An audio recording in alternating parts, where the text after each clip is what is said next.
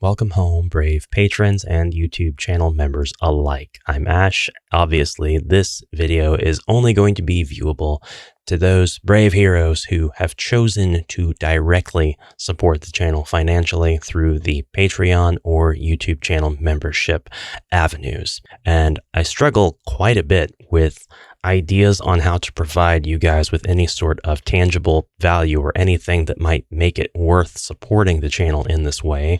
A lot of the sentiment seems to be that if people just want to support it, they can support it, and they don't generally expect much of anything in return. But I still try to make an effort to make that make sense to me. I would like to be able to offer something that makes it worth whatever level of support you decide to give the channel. To that end, it's all very much appreciated. Thank you very, very much. The direct support in this manner is greatly accelerated the growth of the channel versus the ad revenue that is received monthly through YouTube's monetization partner program. So in an effort to try to cultivate some reward for you folks, I asked what you might like to ask me. This is an Ask Me Anything type of video, and I asked on both platforms, and I have decided to go through the questions and just give you my candid, honest answers. This is not too dissimilar from what I would do normally, but instead of going on the regular platform where people more try to take the opportunity to ask in the right place or at the right time,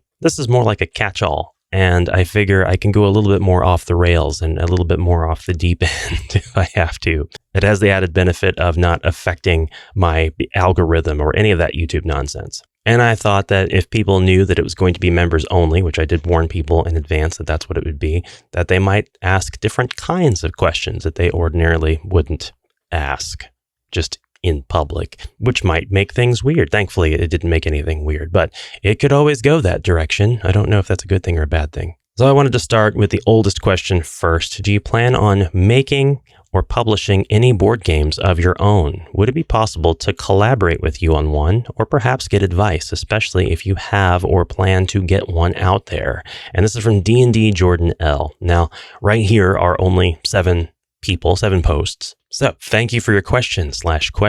D&D Jordan. Yes, I do plan on making card games and a board game, at least one of my own. I don't know how a collaboration would be possible, but I would be totally open to participating in someone else's creation process. When I get to a point where I'm finally comfortable allowing playtesters for whatever concepts I put together, I absolutely will be reaching out, and you'll see that activity here on the channel, sort of mixed with what I've got going on whatever other platform that might facilitate that board game or card game or product release.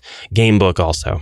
Gamebook and card game are coming first. It's a sort of kind of something I drop hints and clues on unintentionally. I just kind of keep it under wraps. I'm just comfortable saying that, yeah, at some point it's on the back burner. I'm not really going to talk about it very much. I am writing a game book, and I am working on a couple of card games that I would like to have up on the Game Crafter. But if it's possible, I'd like to get them printed and funded through a crowdfund so that I don't have to have backers or supporters go through the Game Crafter to get their printed copy. I would 100% be open to giving advice if time allows, as a playtester, as a consumer, as an enjoyer of whatever game that you might be planning. And if I can get my stuff out there and I can regard it as a success, I'm more than happy to share what I learned along that journey here and give you my perspective on what worked, what didn't work, and why that might have been. I'm no authority on anything, so if I get to that point, I'll just be transparent, and that's it. This is a bit out of order. D&D Jordan also asked, what an opportunity. I don't even know what to ask. First, let me tell you, as a former 4E DM and a recent HQ fan, I've been wanting to play the game system, quests 1 through 14, as is. Respect the game first before making my homebrew changes. I love that, by the way. After completing the first 4 quests with one friend, we've noticed the game is a bit easy and can totally see room for challenge, at least against the companion AI. One thought I had was of a new game plus feel to the game, sort of like Dark Souls that has you coming back for more. You're speaking my language, by the way. I love how Dark Souls does its New Game Plus systems. Anyway, except I personally might prefer to call the game finished at Quest 14 and maybe make new characters for New Game Plus just to see how much more challenging +1 body point on monsters or any other stat might be. So I suppose I'm curious where you might go with this without expansions. Not that I don't want to support them, but do find the standalone game charming alone. Okay, I love all of that. I do want to share my opinion with you that as far as game charm goes, nothing beats Keller's Keep and Return of the Witchlord.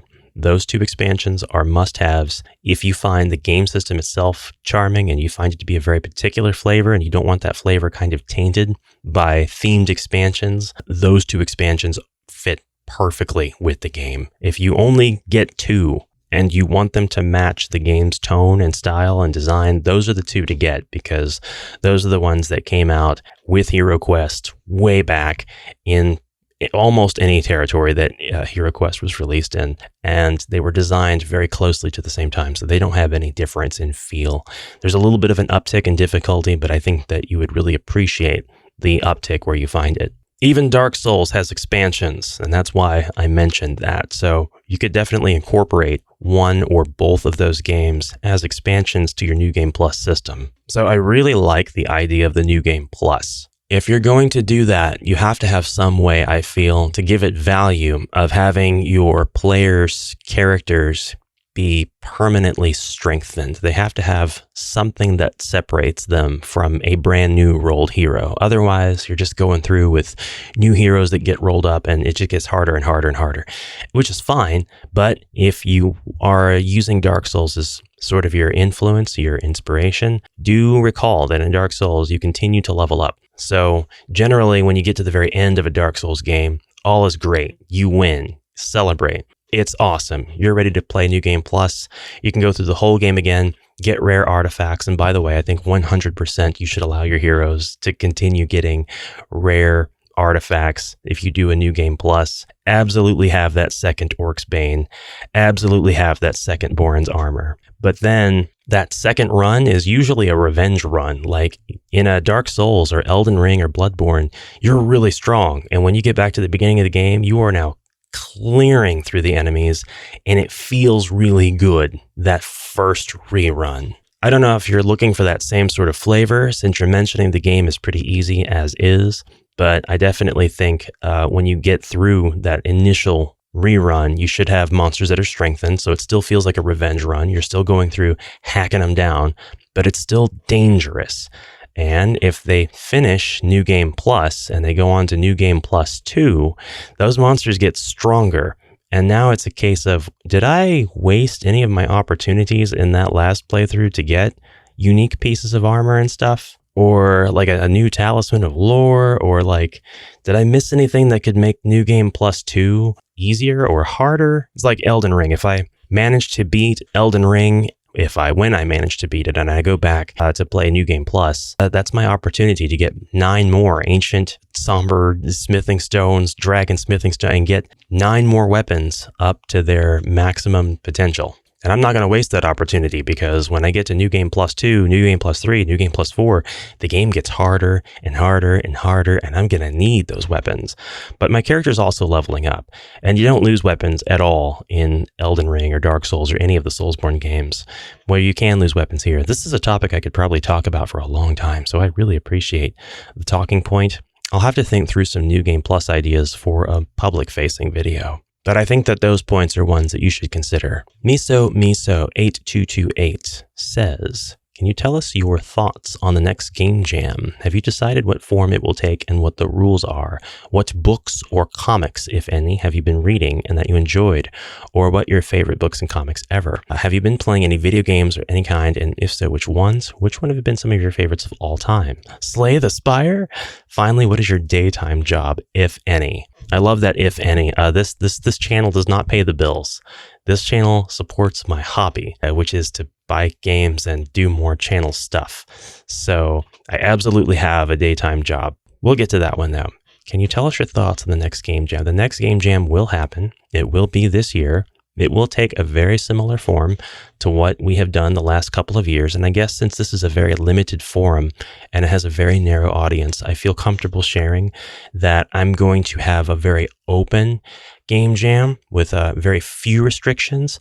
And then I'm going to have one restriction that's going to be surprising, but it's going to force people to think very carefully about how they design their quests. I guess that doesn't really spoil anything. I'm playing with a couple of different ideas. I think I would like to do a game jam where you have no limitations on the number of enemies, number of furniture, what expansions you use. Just as before, all of that is okay. But I think I'm going to only allow 3, maybe 4 different kinds of enemies. So you're going to have like a skeleton dungeon, or you're going to have a greenskin dungeon.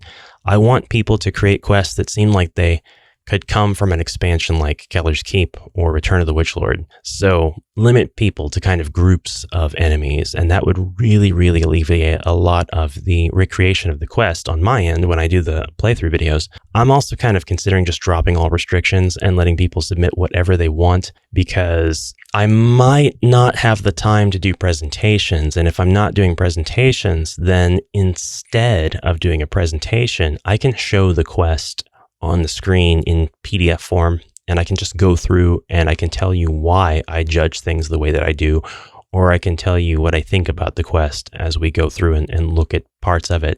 I can give you my suggestions on what I think could be improved about it. I don't know which way to go exactly, because I don't know if people would be excited to join knowing that they would just be getting really picked apart, but I should probably share that I and the judges pick apart the quests anyway. We just don't share that process because we each have our own, and we don't share the results of the picking apart. I can tell you most of the rules are going to be the same though. What books or comics have you been reading and that you enjoyed? This is old school April for Shar and I. We're getting into things that released for her before 2006. For me, I'm going to try to stick to the 90s. And we're not doing it for any particular reward or reason. It was just an idea that she encountered and she wanted to do it. So that's what we're going to do. And it's going to give me an opportunity to get into all of these older series and reread some comics and rewatch some cartoons and stuff. I have been reading a lot of books that came out in that time period anyway, which is a complete coincidence. I am currently reading 7 books. I've got bookmarks in 7 books, and I like to switch back and forth between them and read as the mood kind of shifts every day. Dennis McKiernan's Tales of Mythgar, which is an anthology. It's about a bunch of halflings, which are called Warros in that universe. They get stranded in the town's tavern, the town where they all live. So it's a bunch of halflings in this tavern. And there's just this huge blizzard, this insane snow going on outside. So they've all got to cozy up and they tell each other stories. And it's the stories that they tell that make up the chapters in the book. I've never read a Dennis McKiernan book before, but from the first story in the book, he instantly became one of my favorite fantasy authors. And I've had such a good time reading the rest of the stories in this book. And I have several other Dennis McKiernan books because I picked these up when we were going through books at this bookstore that was closing down, and it was just practically giving away their books. So I got all the Dennis McKiernan books I could. The Iron Tower, I think, is a duology by him. I wasn't sure if I was going to like them, but after reading this book, I know I'm going to love all of his body of work. Highly, highly enjoying Tales of Mythgar, and I think I'm going to be enjoying Dennis McKiernan's stuff for a long time. Comics, I'm actually looking for the Sonic the Hedgehog Archie comic version, the Saturday morning AM cartoon version comic book. There's some stuff from IDW by Ian Flynn. I don't think I want to read that yet. When I was a kid, I read Sonic the Hedgehog, the Archie Comics version, and I watched the Sat AM cartoon, and I loved it. So I'm rewatching the episodes for Old School April, and I'm trying to track down an omnibus or collection of the Archie comics. That's not easy to do. They sell them in issues of 4 to each archival collection, and that's such a weird way of doing things. Like, why can't I have a really thick book that has like 10 comics in it? That's how I like to read my comics now. I don't like to go paging through single issues with all their ads and everything. I want the compilations. I want the reprinted omnibuses. Some of my favorite books and comics ever, the first Warhammer, the Old World novel that I read, and the first Warhammer novel that I read ever was Drachenfels, which the main character of that was the vampire Genevieve. Instantly one of my favorite books. I actually teared up quite a bit at points throughout that book, especially the ending. It was just such a beautifully written, cinematic piece of work. I would love to see it would so fit for film. I would love to see Genevieve the movie, or Drachenfels rather, the movie. But it was so good. It was so good, and it cemented my desire to continue reading the Old World books, and especially more about Genevieve. I love Genevieve. I've never read The Hobbit, so I hope to read The Hobbit this year, maybe. I read The Lord of the Rings, but you gotta remember that my book availability from when I was a kid was extremely limited to just the town library. We only had one book at the town library that was Lord of the Rings, and it was just like the first one, The Fellowship of the Ring, and I was never able to find the other ones until much later. Well, just a couple years later. I read them when I was a kid. I have to say, I'm not the biggest Lord of the Rings fan. I'm not the biggest Tolkien fan. That is a blight on my nerd card.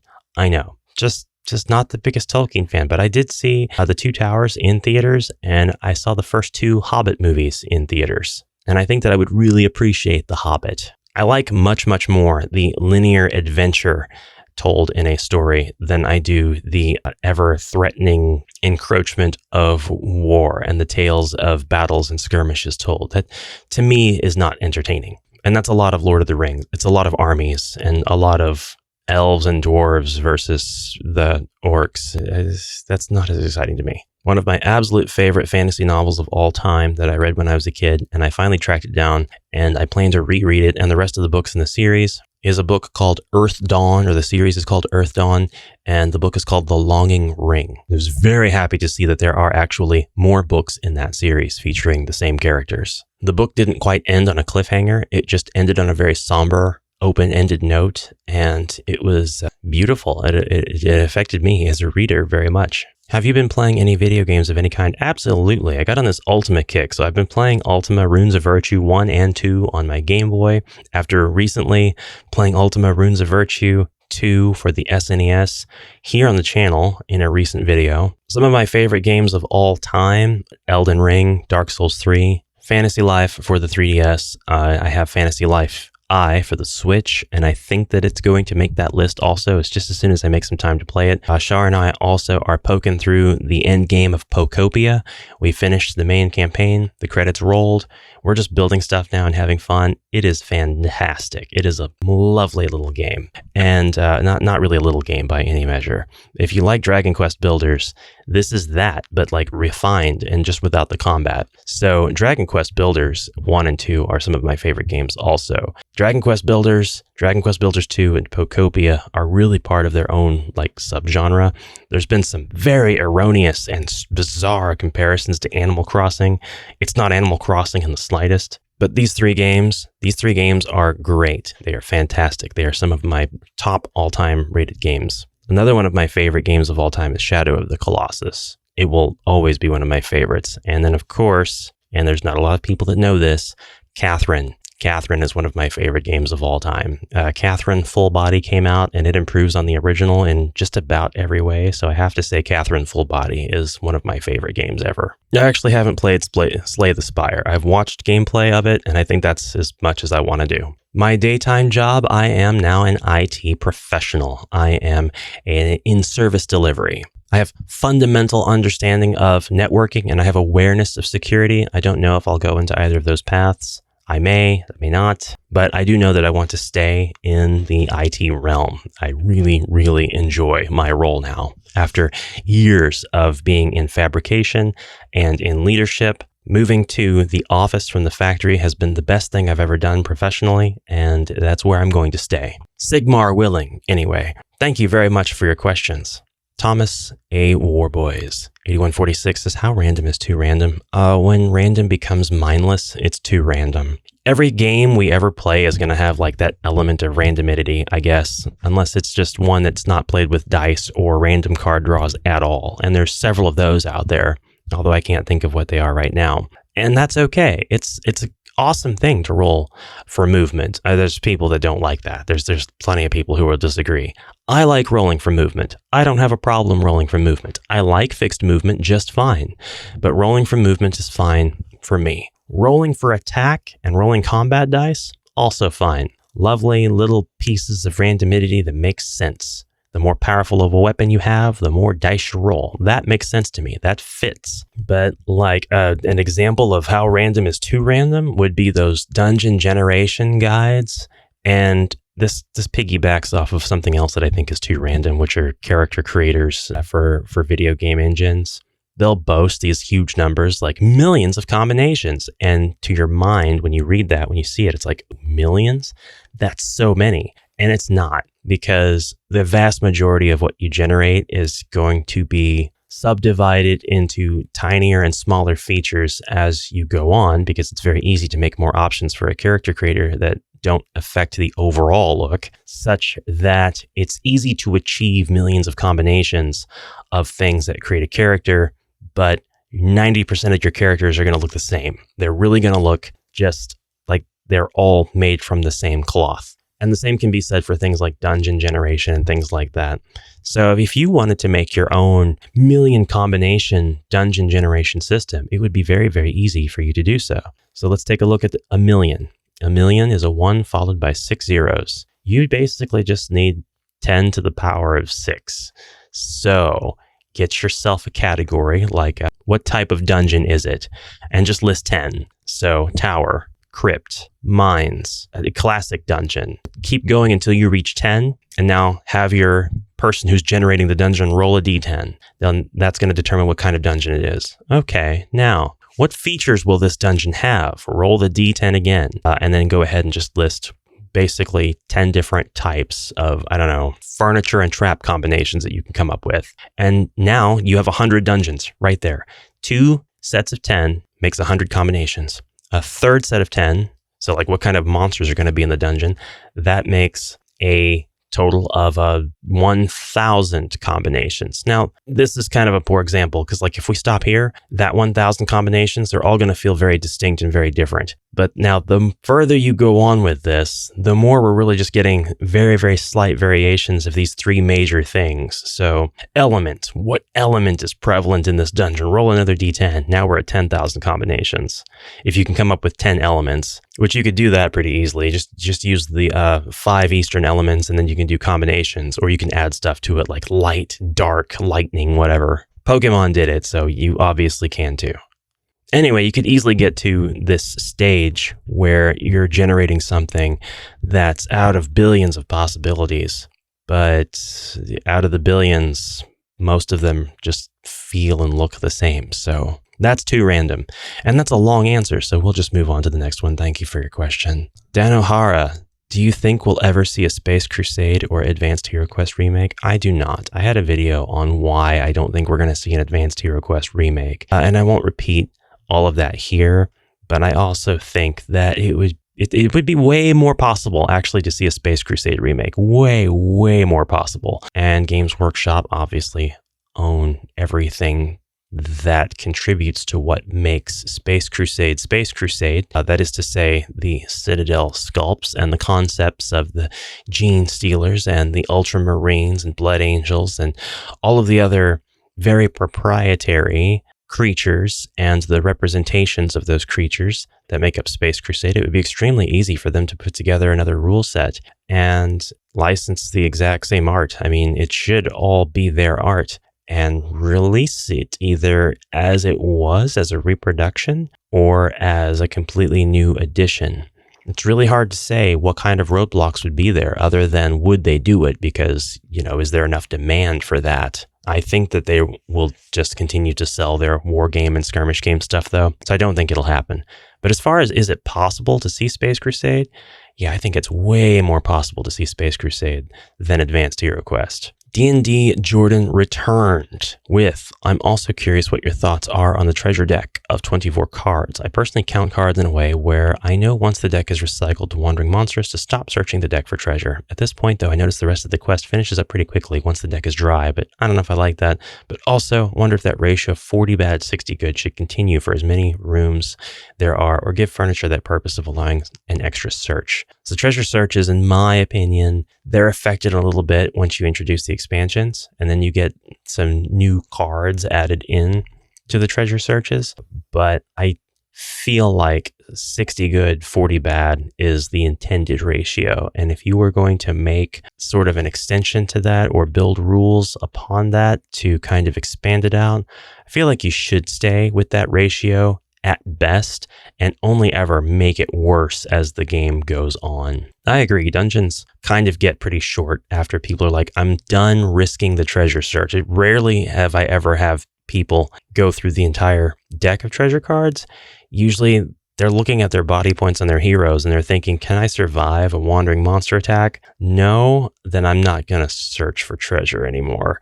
And that's what drives the end of the treasure searching, at least in the games that I've played. Whenever I play Lurchbrick's HeroQuest, I search every room. I always search at the beginning of the hero's turns. So if that hero gets ambushed, the other three can jump in and lynch that monster. And that seems to work out great for the first 14 quests. Once you get to the expansions, it's a lot harder to justify because sometimes you get attacked by pretty powerful monsters. I kind of think once you have exhausted the treasure deck of all of the treasure, you should continue to have treasure in it. That's not rules as written. That's not the game system's way of doing things.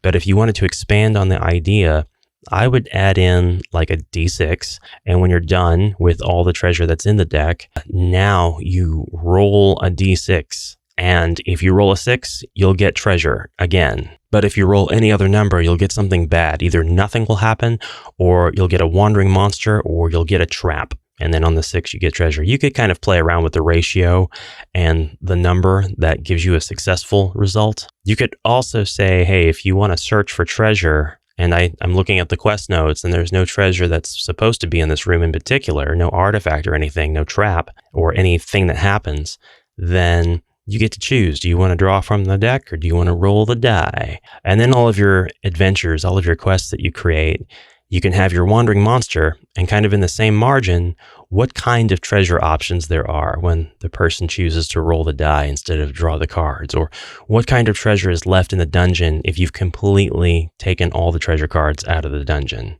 So if they roll the 6, they get the treasure, but if they roll anything else, they have to draw a card. And what's on the card will be the wandering monster or the trap. There's a lot of ways you can do it, but those are just some suggestions for you to think on. Thank you for the question. Richard Williamson says your top 5 homebrew game adjustments for HeroQuest that you think are rare enough for most people to not be using. Most people don't really get into the power dice. And I think that people should definitely get into the concept of power dice. You don't have to use the Old World Armory's power dice. You can use, or the Forges of Nuln, I guess I should say, you can use whatever power dice you want. You can make your own power dice. You can just add more D6 to the game and say that 1, 2, 3 is skulls, 4, 5 is white shields, and 6 is black shield. And you can change these ratios up and say, all right, you have found this magical warhammer. It uses 3 attack dice and it can attack diagonally. And you will roll this D6 along with it. And if you roll a 6, your warhammer is going to break, or something to that effect. Something to that. You can go so many different routes when you introduce the special feature die. And this isn't limited to HeroQuest. You can do this in any game that uses combat dice mechanics. Dungeons & Dragons Parker game from 2006, it does this right out of the box. It has all kinds of weapons that use special colored dice. And the die has all of these different faces. But like if you land on this face, the star, your weapon breaks. Or if you land on the star, then your weapon does double damage. It's a really awesome system because it's very interesting. That's just one. I don't know that I have 5, but the second one's going to be the Chaos deck, which I get mine from Heroic Adventurers, or that's where I've gotten it before. And I think that that's one of the best ways to make the game more difficult, but still as balanced. It is the best deck of cards, in my opinion, for HeroQuest. It is the deck that has the game figured out the most. I think it's because a lot of the deck seems like it was inspired directly from the events deck of Space Crusade. But for whatever reason, it has exactly the events that make everything feel fair. And the instructions for how to use them are very simple, and you can incorporate them in literally any game. You can bring them into your very next quest. You can drop them the quest after. You can bring them into the expansion and keep them there for the duration of the entire expansion. You could use them in New Game Plus scenarios, and they don't feel broken. They don't feel like you're giving the monsters overpowered abilities, anything like that. I have those two, and I really don't have another list of 3 more. I guess if I had to say that there's one thing that is rare for most people to not be using, it is the incredible power of the human brain. You can make your own homebrew using everything that you already have right out of the box at home. I guess it would behoove me to add a sort of written resource that encourages you to make your own gameplay systems and expand your homebrew horizons. So whenever I talk about the dice, my mind usually goes directly to the cards. And when I talk about the cards, my mind goes to the dice. And I never really think about the role play book aspect of it. So to that effect, to that end, I would once again recommend the Quest Builder's Handbook from Spectrum Games. That is a fantastic book, and it is very friendly, very open, very simply laid out for people, and it gives you really good general ideas. And in my opinion, it, again, has the game most figured out and presents a perspective to give you that I think is very accessible to make your own homebrew. Extremely underutilized, in my opinion. So there you go. The concept of power dice, the concept of chaotic or dreadful events, and the concept of the homebrew guidance book. And then the human brain. I have to have a number 5? Okay, fine. The concept of strip HeroQuest, where whenever you lose a body point, you have to take off a piece of clothing. On my Patreon, I've got like a video where I ask if XXX dice will HeroQuest. You know what I'm talking about. And that seems to have been a hit. I don't think I have it published for YouTube members, but I definitely could. I probably should. I think a lot of people would get a kick out of that. Who knows? It might drive up the membership totals by a lot. This next set of requests comes from Liminal Sub. I would like you to walk through your shelf behind you and talk as to why each game made the cut and what makes it great. Also, maybe reach out to Luca Paci and find out where they are on the list of quest packs.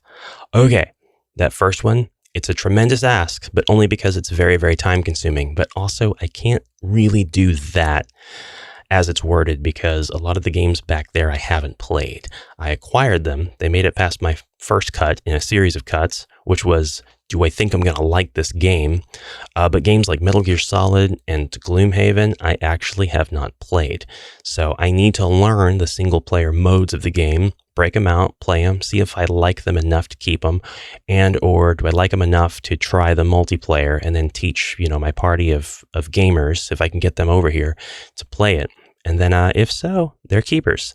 If not, I'll get rid of them. Some games like Mighty Warriors, I will keep regardless. If the gameplay is trash, and I actually don't have Mighty Warriors, I just have the box and the maps. I may or may not have the literature.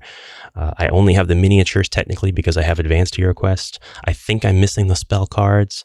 But anyway, I'm going to keep that game and eventually get all the remaining pieces that I'm missing because it is very iconic, nostalgic, very representative of Games Workshop's golden era, Citadel miniatures, 90s. The map art is actually quite beautiful. The art in general and everything, the sculpts, wonderful, top tier, chef's kiss.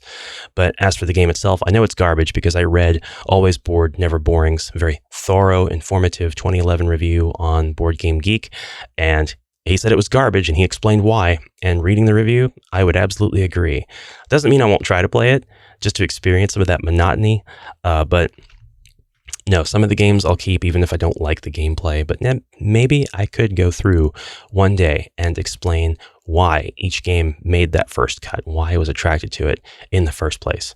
If I don't end up liking a game, I'll usually do a video about that. And I have done at least one video in the past on like multiple games, why I'm getting rid of them or what have you. So something to look forward to. I'm pretty transparent about it, but no, I haven't played all the games that are back there. Now for the second request, maybe reach out to Luca. I think a lot of people have, and they probably have the answers. You probably could. I'm not anybody special. I don't think that I would get any particular special answer. I do know, and I don't keep up with this. It's not news that I follow, partly because I actually don't care about the status from a third party, and partly because I would really rather Avalon Hill do these quest packs, and they can, and I feel that they should, and I know that there's a chance that they could, but also I'm just kind of like waiting for the news to hit, and either it's going to happen or it's not going to happen. I believe Luca was sent to DMCA. If you go follow a couple of threads on Reddit, and it's only something I look at maybe once every couple of months if I can think about it. I think he was hit with a takedown notice and he has stopped production. If he hasn't stopped production, then he's creating something that is completely divorced from the HeroQuest IP. And as such, if that were me, and I'm not speaking on behalf of anybody else, I'd probably look at the project, think about how to remove all that IP, all the reference material, everything, and I'd probably lose all motivation to continue it because now in spirit, it's just not going to be HeroQuest anymore. So I don't know where that project is from the third party, but I think it was gone about all wrong. It really seemed like it was going to be marketed. It seemed like it was going to be a product. Even if it was going to be free, the distribution aspect of it was really, really pushed and hype was built up when there didn't need to be any.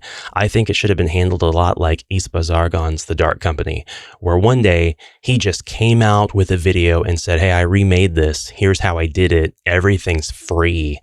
And there's no monetary aspect to this whatsoever. It even says HeroQuest on the documents unabashedly, but I want nothing, and I'm encouraging you to not pay me anything at all. What makes Luca's situation unique and what makes people want to see this product and what makes it interesting, in my opinion, is the fact that I think Luca's the one who's in possession of the Quest designer notes that were on eBay several years ago. I remember that listing, and I remember it going for a pretty high dollar, and I think now it would go for many times over what it sold for. But he was in possession of, or is in possession of, all of the notes pertaining to the communication and the drafts and everything for the Dwarf and Wizard expansions. I've said this in other places on the channel before. Avalon Hill have all of that. The notes does not confer ownership. It doesn't confer copyright. None of that. It's just, here are the physical materials on which all of the things are written. So it absolutely makes sense to me that he would get a takedown notice. And I really hope that this more implies that Avalon Hill are planning to at some point use the notes extensively to recreate, reconstruct, remaster the Wizard and Dwarf quest packs. Yes, I'm aware we have Jungles of Delthrak. Yes, I'm aware we have Wizards of Morcar, but I maintain my stance firmly that the Wizard and Dwarf quest packs are completely separate and unique products of their own kind, their own structure. They have completely different materials. It's a different vision. And I really think that they absolutely can and should recreate and make those. But I also could be completely wrong about Luca's side. I just don't keep up with it enough to know. So that's kind of all I know about that and all I want to know about it at the moment. Thank you for your questions/requests. This next question is from Dan Coles. Your collected thoughts on the motivational philosophy behind the forces of dread and chaos. Elaborate on connections to the chaos deities and reconcile any lack in exhaustion if there should be more antagonistic factions. So I think they should just chill out. Smoke doobie. So one of the advantages of the Age of Sigmar and 40K properties is that you truly can tell an infinite amount of stories. You can just have whatever story you want to take place any way you want. The storytelling vehicle is already completely constructed for you because of either the multiversal elements or because of the vast amount of planets out there in space that can have their own civilizations, their own politics. Technically, every story you have ever read or ever will be reading have been read. Have you ever had a dream where could all be set in Age of Sigmar or in 40K? It could be one of the realms in Age of Sigmar, just completely untouched by chaos. Like here we are. We just happen to be highly advanced in our technology and stuff. Or it could be a planet in 40K. I think there's a trade-off though in terms of stakes. Because now, like, there could be Deus Ex Machina endings. There could be characters that literally come out of the warp and save the day, or there could be new enemies that come out of the warp and new threats. And then what kind of story are you really telling? Where's the scale at? Scale is something that gets criticized almost the most when it comes to the longest and largest collections of stories. So where are the stakes really?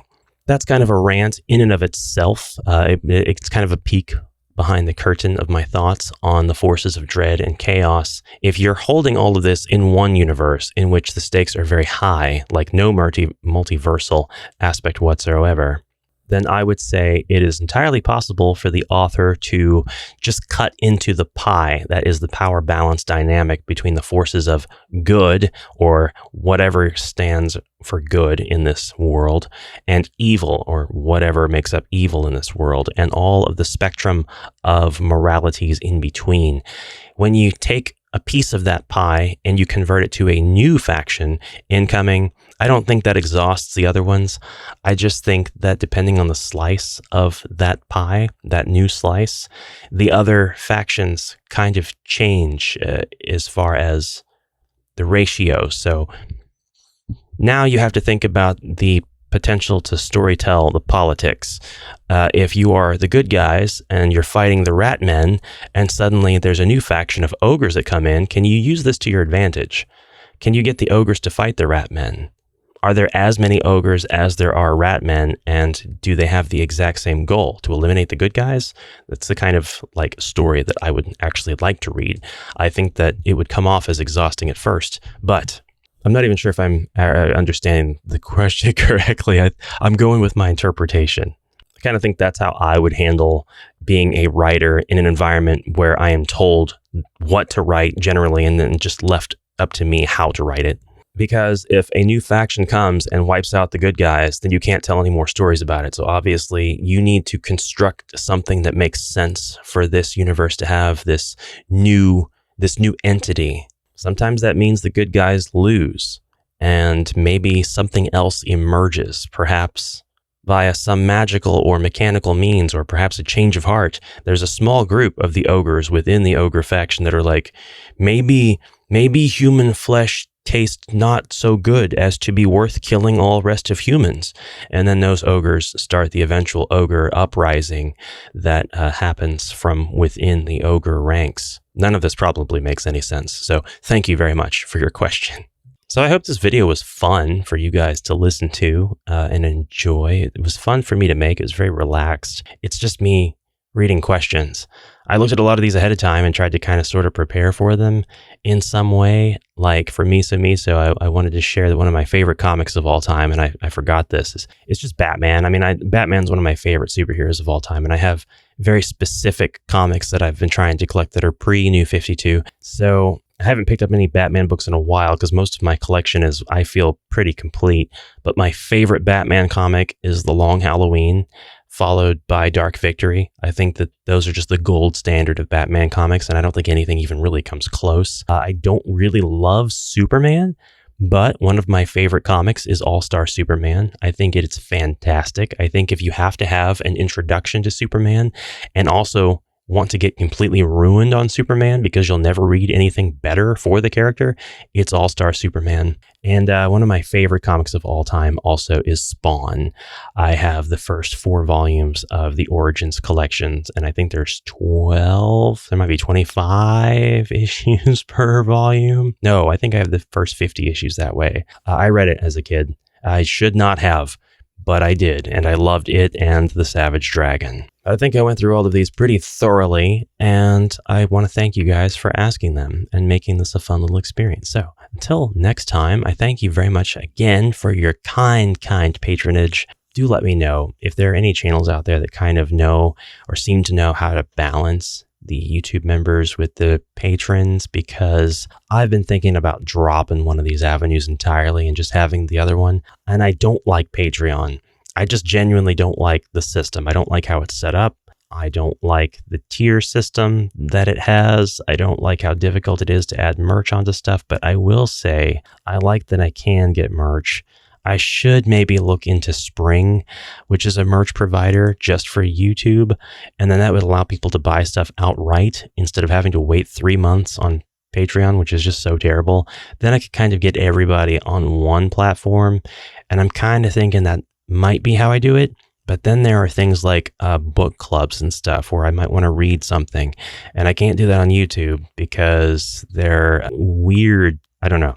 There are people that get got on YouTube for doing things that I feel are well within their rights under fair use. And when they get got, it's very unfairly done. And we could be looking at channel takedowns or complete demonetizations or entire libraries of videos getting deleted just because I wanted to read Drachenfels to you and share my thoughts of the book. And I think that that's a very broken system, but there's nothing that I can do about it except for kind of share how crappy it is and think about a separate platform. So that might be where Patreon is useful as well. I don't know. There's a lot of creators out there that use Patreons in addition to their YouTube membership system. So I just got to study that a little bit more, but I'm always open to hearing ideas and thoughts on that because it's awkward having both and trying to keep them equal and then thinking, why am I keeping them equal? If they're equal, why not just make one? Anyway, that's all for now, brave heroes. Thank you again. I'll see you in the next exciting adventure. Until then, I hope you have a fantastic rest of your day. And now, onward.